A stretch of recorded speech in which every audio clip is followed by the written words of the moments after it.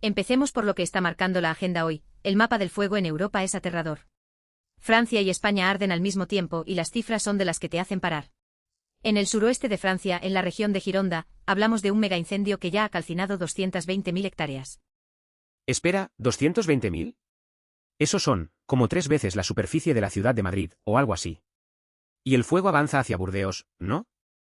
Exacto, hacia Burdeos, y las autoridades francesas han tenido que evacuar a 167.000 personas.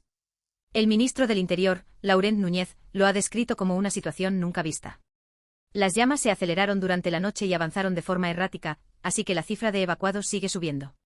Y esto no es un incendio cualquiera. El fuego en Gironda ya ha arrasado 42.000 hectáreas solo en este episodio, pero el total de la temporada, sumando otros focos, alcanza esas 220.000.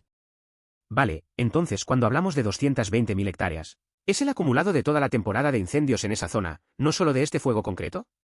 Porque 42.000 hectáreas en un solo incendio ya es una barbaridad, pero 220.000 ya es otro planeta. Correcto, el dato de 220.000 es el balance total de lo que llevamos de campaña en Gironda, y este último incendio es el que ha disparado las cifras.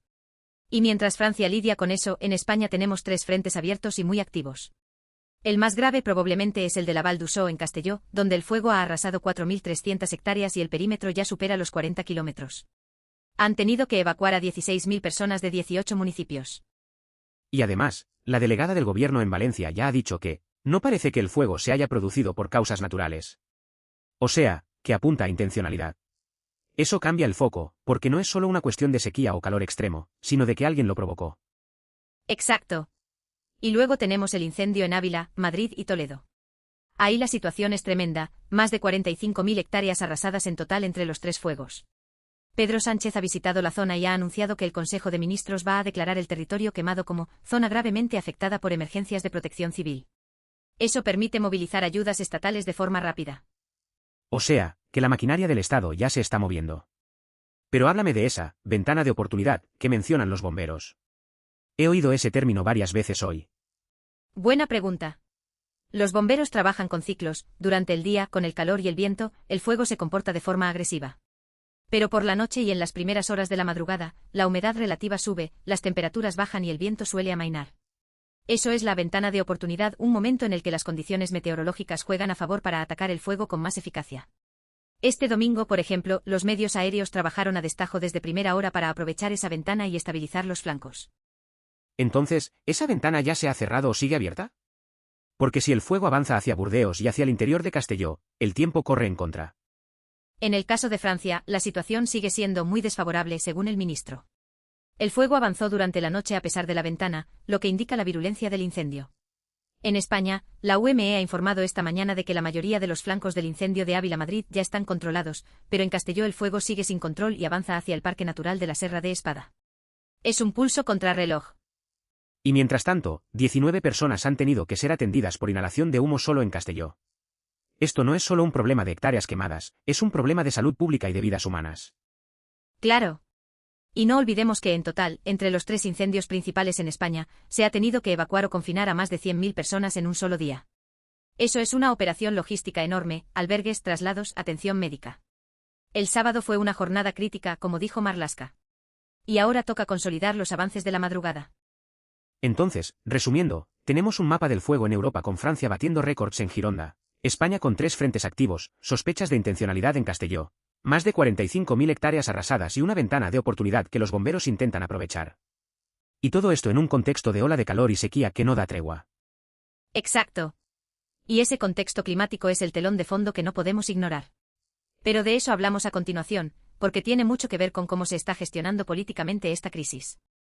Vale, Elena, nos quedamos con el mapa del fuego, pero tengo que preguntarte, ¿por qué estos incendios están siendo tan brutales? Quiero decir, siempre ha habido incendios en verano, pero esto de 45.000 hectáreas en un fin de semana, evacuaciones masivas, ¿es el cambio climático el que está detrás? Rotundamente sí. Y esto nos lleva a un debate político que no podemos eludir. Mira, hace unos días recordaba una declaración de Isabel Díaz Ayuso en la Asamblea de Madrid en 2022.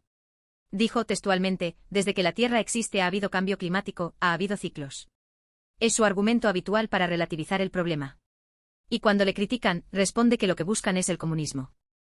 O sea, que mientras media Europa arde, con 167.000 evacuados en Francia y más de 100.000 en España, El discurso político de algunas instituciones sigue siendo negar la evidencia científica. Es como si el humo no les llegara. Exacto. Y ahí está el núcleo del problema, la brecha entre la evidencia científica y la respuesta política. No es solo que ocurran incendios más frecuentes e intensos, es que quienes toman decisiones a veces actúan como si el problema no existiera. Y eso nos lleva directamente a otro caso que ilustra exactamente el mismo patrón, pero en otro ámbito, la India. Ah, sí, el movimiento, cucarachas. Hace semanas que lo sigo. Los estudiantes indios llevaban meses protestando por las filtraciones masivas en los exámenes oficiales de acceso a medicina. Era un escándalo, las pruebas, que determinan el futuro de miles de jóvenes, estaban corruptas. Y el movimiento, que se autodenomina cucarachas, precisamente por su capacidad de resistir y multiplicarse, logró algo grande, la dimisión del ministro de Educación, Dharmendra Pradhan. Claro, consiguieron la cabeza del ministro. Pero fíjate en lo que ocurre después, los estudiantes no han desconvocado las protestas del todo. Siguen exigiendo que se retiren las causas judiciales contra los manifestantes y que se compense a las familias de los aspirantes que se suicidaron por la presión de todo este sistema corrupto. Es decir, la dimisión no es suficiente porque el problema de fondo sigue ahí. Entonces, el paralelismo es claro, en ambos casos, clima y educación, tenemos una realidad evidente, datos abrumadores, y una respuesta política que va por detrás o que directamente la niega. En España, el negacionismo climático desde ciertos poderes; en India, la negativa del sistema a reconocer que el examen estaba viciado y que los estudiantes tenían razón. Y fíjate en la reacción de los poderes cuando la presión social se vuelve insostenible; en India, el ministro cae, pero el entramado que permitió las filtraciones sigue intacto. En el caso del clima, cuando los incendios arrasan comunidades, se declaran zonas catastróficas y se prometen ayudas, pero no se aborda la raíz del problema, la falta de medidas estructurales contra el cambio climático. Es la misma dinámica, ceden en lo urgente pero evitan lo importante. Vale, entonces el hilo conductor de todo esto es que la evidencia científica, ya sea climática o sobre la corrupción en un examen, choca contra un muro político que solo se mueve cuando la presión es insostenible. Y aún así, el movimiento, cucarachas, demuestra que la presión ciudadana organizada puede lograr cosas. Derribaron a un ministro. ¿No es una lección de cómo funciona realmente el poder? Exactamente. Y esa lección es universal, el poder rara vez concede nada voluntariamente. Necesita que la calle, la evidencia y la organización ciudadana le obliguen. Ya sea el negacionismo climático o la corrupción educativa, la receta es la misma, no basta con tener razón, hay que organizarse para que esa razón se imponga. Pasemos ahora a otro tipo de incendio, pero igual de candente, el de la justicia. Esta semana se ha confirmado la condena a 25 años de cárcel para el exmilitar chileno Hashem Azzey por el secuestro y homicidio del cantautor Víctor Jara, tras el golpe de Estado de 1973. Casi 50 años después, la justicia llega. Sí, y hay un detalle humano que me parece escalofriante y revelador a la vez. La historia del funcionario que encontró el cadáver de Víctor Jara y lo salvó de la fosa común. Ese hombre contó que el cuerpo tenía una ráfaga de hoyitos de bala. No una ráfaga de balazos, sino de hoyitos, como si la munición hubiera perforado la piel de forma casi mecánica. Ese testimonio fue clave para la identificación. Y también para la condena. Porque Hashem Azzey no solo estaba implicado en la muerte de Jara, sino también en el secuestro, tortura y homicidio del entonces director general de prisiones, Litre Quiroga Carvajal. La sentencia acumula ambos crímenes. Pero lo que me llama la atención es que este exmilitar estaba escondido en una localidad rural del sur de Chile. Es decir, llevaba décadas intentando pasar desapercibido. Exacto. Y ahí está el patrón, los perpetradores de crímenes de Estado suelen confiar en que el tiempo borre las huellas. Pero la memoria histórica no prescribe y la justicia internacional tampoco. Esto nos lleva directamente al otro gran caso de la semana, la ofensiva de Benjamin Netanyahu contra la Corte Penal Internacional. Claro, porque la CPI, de la mano del exfiscal Karim Khan, emitió órdenes de arresto internacional contra Netanyahu. Y su reacción ha sido la previsible, calificar a la Corte de peligro para la justicia en el mundo, y decir que limita la seguridad de Israel. Incluso ha hablado con el secretario de Estado Marco Rubio para que Estados Unidos actúe con firmeza contra la CPI. Y aquí el paralelismo con Chile es inevitable. Cuando la justicia internacional o nacional alcanza a quienes detentan poder, la respuesta es siempre la misma, deslegitimar la institución, decir que es parcial, que es política. Netanyahu lo hace ahora, igual que los militares chilenos durante décadas negaron la validez de los juicios por crímenes de la dictadura. Pero hay un dato nuevo y significativo en el caso de Israel. La mitad de los congresistas demócratas en Estados Unidos ha votado en contra de la ayuda militar a Israel. Eso es un terremoto político. Tradicionalmente, el apoyo bipartidista a Israel era unánime, pero la fractura es cada vez más visible. ¿Significa eso que la presión internacional está funcionando? En parte. La CPI ha puesto un marco legal que obliga a los países miembros a posicionarse. Y cuando una potencia como Estados Unidos se divide internamente, el margen de maniobra de Israel se reduce. Pero fíjate en la paradoja, mientras Netanyahu ataca a la CPI por politizar la justicia, él mismo está usando la política para evitar que la justicia le alcance. Es el mismo movimiento defensivo que vimos en Chile, criminalizar al tribunal para salvarse. Entonces, la conclusión es que la justicia, cuando funciona, acaba llegando.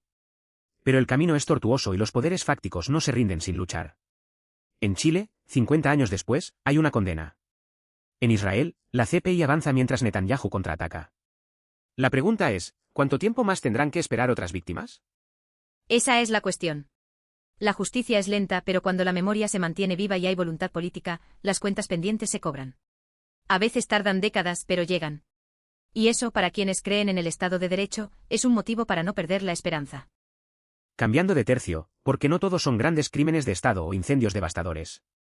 A veces la violencia más cruda se juega en el ámbito local, en los conflictos cotidianos que apenas aparecen en los titulares. Esta semana, en Sevilla, una artesana de los Corralones de Castellar ha denunciado que el dueño de la empresa de seguridad contratada para un desalojo la amenazó de muerte. «Te voy a quemar y a descuartizar», le dijo. Y no se quedó en palabras. Uno de sus acompañantes acabó en el hospital después de que el mismo tipo le propinara puñetazos y bofetones. Y eso no es un incidente aislado. En menos de un mes, ya van 4 detenidos relacionados con este mismo conflicto en los Corralones. 4.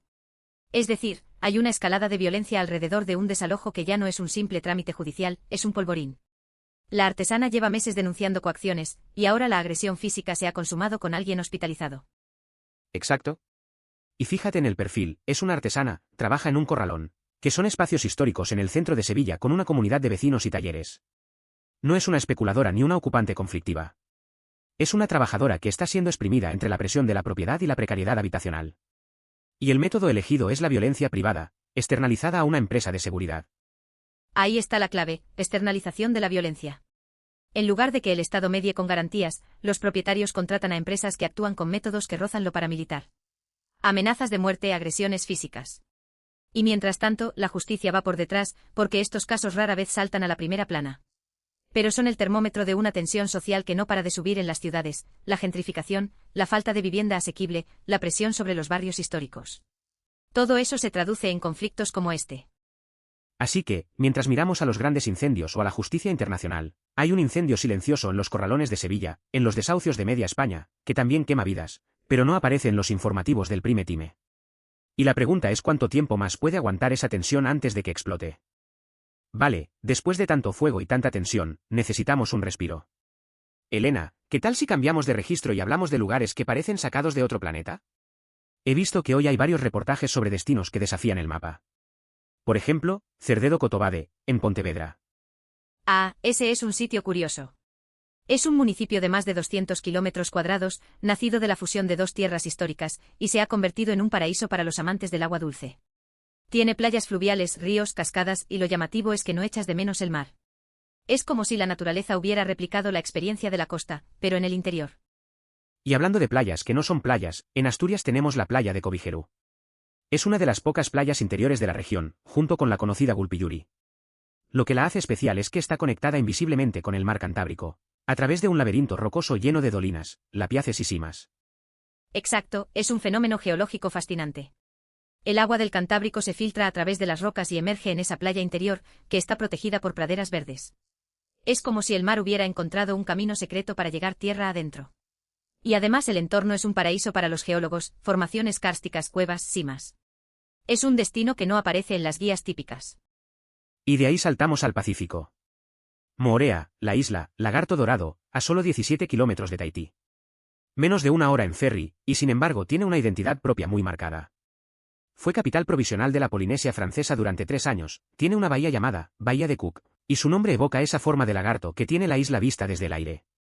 Sí, y lo interesante es que a pesar de estar tan cerca de Tahití, Moorea conserva ese aire de destino secreto. Comparte el mismo origen volcánico y la herencia cultural maorí polinesia, pero tiene algo especial. De hecho, fue allí donde se escribió el primer libro en lengua tahitiana. Es un lugar que concentra mucha historia en solo 134 kilómetros cuadrados. Y luego tenemos otros destinos que también desafían el mapa. Por ejemplo, el Parque Nacional de Chitwan en Nepal, que es el primer parque nacional del país, declarado en 1973. Antiguo coto de caza real, hoy santuario de biodiversidad con 2.000 kilómetros cuadrados de bosques, playas y cascadas. O las Islas Ballestas en Perú, las Galápagos de Perú, con 3 millones de aves y un geoglifo. Lo que tienen en común todos estos lugares es que te obligan a repensar el mapa mental que tienes del mundo. Cerdedo Cotobade te demuestra que no necesitas costa para tener playa, Cobijerú te enseña que el mar puede colarse por las grietas de la tierra, Moorea te muestra que la identidad de una isla no depende de su tamaño. Son destinos que te recuerdan que el planeta sigue sorprendiendo. Y eso es justo lo que necesitábamos después de un episodio tan intenso.